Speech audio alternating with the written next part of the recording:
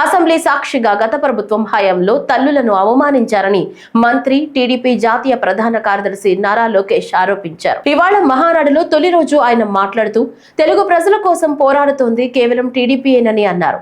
ఈ సందర్భంగా ఆయన 6 సిద్ధాంతాలను ప్రతిపాదించారు.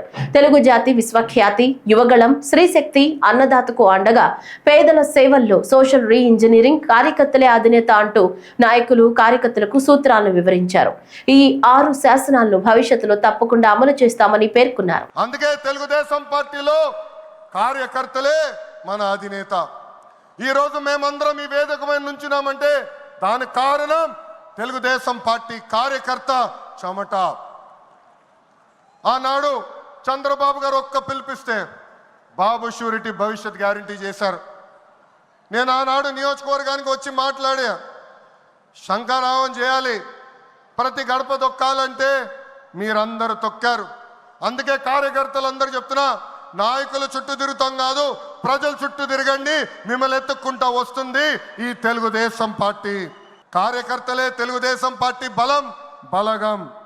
దేశంలో ఏ ప్రాంతీయ పార్టీకి లేని విధంగా 1 కోటి మంది సభ్యత్వం, 1 కోటి మంది కుటుంబ సభ్యులు ఒక తెలుగుదేశం పార్టీకే సొంతం.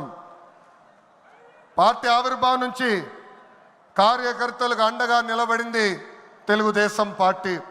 మన చంద్రన్న హయాంలో ఆత్మవిశ్వాసంతో తెలుగు ప్రజల భవిష్యత్తుకు పునాది మనం వేశాం.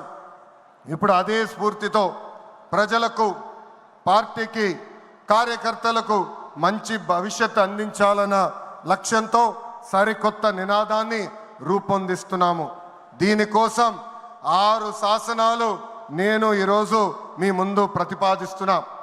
నా తెలుగు కుటుంబంలో భాగంగా ఈ 6 శాసనాలు ఉంటాయి.